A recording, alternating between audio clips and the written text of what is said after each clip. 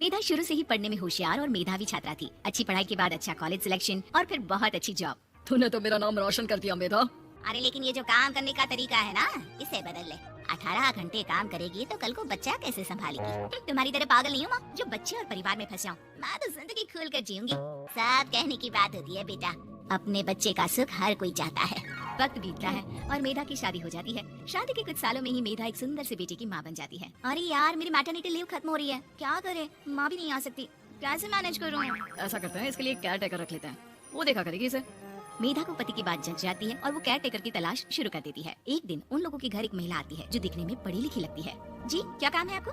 Ma'am, मेरा नाम स्नेहा है। आपका ऐड देखा केयर टेकर का, क्या मैं आपके यहाँ काम कर सकती हूँ? हाँ, क्यों नहीं, लेकिन आप तो अच्छे घर की लगती हैं, फिर नौकरी क्यों? दरअसल मेरे ससुराल वालों ने मुझे घर से निकाल दिया क्योंकि मैं माँ नहीं बन सकती और माता पिता भी नहीं है इस दुनिया में। तो अरे अरे, कोई बात नहीं, तुम लक्ष्य को ही अपना बच्चा समझो और यहीं रहना, और किसी भी चीज की जरूरत हो ना तो बता देना। स्नेहा खुशी खुशी लक्ष्य को संभालने लगती है। रात को जब मेधा घर पर आती है, अरे क्या बात है स्नेहा, तुमने खाना नहीं खाया क्या? अरे दीदी, आपका बेटा टाइम दे तब ना। अरे तो जब वो सोता है तब खा लिया करो। तब तो मैं इसके पास ही बैठी रहती हूँ। कोई मच्छर या कीड़ा काट ले लक्ष्य को तो अब आप पकड़ो, मैं खाना खा लेती हूँ। स्नेहा वहाँ से चली जाती है। बहुत ही अच्छे से ख्याल रख रही है ये लक्ष्य का। मेधा, इतना तो शायद तुम भी ध्यान नहीं देती। मेधा को पति की बात बुरी तो लगती है लेकिन कुछ नहीं कहती। धीरे धीरे स्नेहा मेधा और उसके पति के साथ बाहर भी जाने लगी। सुनो, स्नेहा को भी बाजार ले चलते हैं, वो क्या है ना, लक्ष्य को देख लेगी जब तक मैं शॉपिंग कर लूंगी। हाँ चलो, वैसे मैं चाह रहा था कि लक्ष्य को लेकर हम दोनों ही चलते। क्या यार, तुम तो फ्री में इमोशनल हो जाते हो, कितना देख लेंगे हम दोनों मिलकर, ले चलो उसे। कार से निकलकर मेधा और लक्ष्य रोड क्रॉस कर रहे थे कि सामने से कार आ जाती है। मेधा का ध्यान नहीं होता लेकिन स्नेहा तुरंत लक्ष्य को मेधा से छीन लेती है। मेधा गिर जाती है और कार मेधा को छूकर निकलती है, जिससे मेधा को खून आ जाता है। पति मेधा को हाथ देकर उठाता है। स्नेहा लक्ष्य को लेकर गले लगाई रहती है। थैंक्स स्नेहा, मैंने तो ध्यान ही नहीं दिया था कि कार आ रही है। स्नेहा का गुस्सा मालकिन पर टूट पड़ता है। अरे कैसी माँ है आप, अगर आज कुछ लक्ष्य को हो जाता तो मैं आपको कभी माफ नहीं करती। छोटा सा बच्चा है, उसे चोट लगती है तो पता है कितनी तकलीफ होती है। पति भी स्नेहा को देखने लगता है कि उसे क्या हो गया। मेधा को स्नेहा पर काफी गुस्सा आ जाता है। घर आकर कहती है, देखो स्नेहा, माना तुम लक्ष्य को बहुत प्यार करती हो, लेकिन वो मेरा बेटा है, मैं कभी जानबूझकर उसके साथ बुरा नहीं कर सकती, समझी? मुझे माफ कर दीजिए, मैं लक्ष्य को लेकर कुछ ज्यादा ही सेंसिटिव हो चुकी हूँ। मैं ध्यान रखूंगी कि आगे से ऐसा ना हो। मेधा का मन स्नेहा से अब हटने लगा था।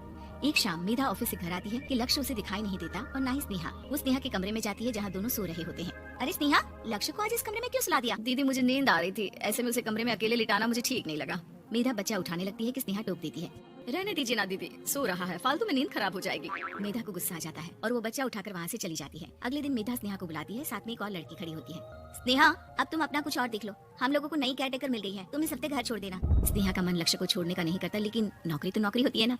स्नेहा घर से चली जाती है। धीरे धीरे महीने और साल बीतते जाते हैं और लक्ष्य एक नौजवान लड़का हो जाता है। लक्ष्य, आज मुझे मंदिर जाना है, ले चलोगे? ठीक है, मैं एक काम करके अभी वापस आता हूँ, तब तक आप और पापा दोनों तैयार हो जाइए। दोनों तैयार होकर बैठ जाते हैं लेकिन लक्ष्य काफी देर तक नहीं आता। अरे मेधा, फोन तो करो लक्ष्य को, देखो क्या हो गया उसे। मेधा फोन करती है तो पता चलता है कि लक्ष्य का एक्सीडेंट हो गया है और वो सिटी अस्पताल में है। जल्दी चलिए, पता नहीं कैसा होगा मेरा बेटा।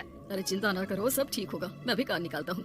दोनों मियाँ बीवी अस्पताल पहुँचते हैं जहाँ वो लोग देखते हैं कि लक्ष्य बिस्तर पर पड़ा होता है। एक महिला इन्हें यहाँ लेकर आई है, वो वहाँ बैठी है, लेकिन फिलहाल तो आप लोगों को इनके लिए किडनी का प्रबंध करना होगा। एक्सीडेंट में इसकी किडनी डैमेज हो गई है। मेरी ले लीजिए डॉक्टर साहब, मेरे बेटे को बचा लीजिए। नहीं नहीं, आप माँ हैं, आपकी नहीं ले सकते, पिता की भी नहीं। आप किसी रिलेटिव या दोस्त से पता कर लें और हाँ, थोड़ा जल्दी करें क्योंकि देर होने से मामला बिगड़ सकता है। मेधा बैठकर रोने लगती है कि वहाँ डॉक्टर आ जाते हैं। जिस औरत ने आपके बेटे को यहाँ भर्ती कराया था वो अपनी किडनी आपके बेटे को देना चाहती है। कौन है वो, कहाँ है वो? तभी वहाँ स्नेहा आ जाती है। स्नेहा तुम? मैं लक्ष्य को पहचान नहीं पाई थी, लेकिन आप लोगों को देखकर समझ गई कि ये लक्ष्य है, इसलिए वापस आ गई। मैं अपनी किडनी आपके बेटे को देना चाहती हूँ। मेरी अपनी तो कोई औलाद नहीं, लेकिन लक्ष्य में मैंने हमेशा अपना बच्चा देखा। तुम धन्य हो स्नेहा, जो इतने साल में भी लक्ष्य को भूल नहीं पाई। सही मामले में तो वो तुम्हारा ही बच्चा होगा, क्योंकि जन्म भले ही मैंने दिया हो, लेकिन आज तुम उसकी जिंदगी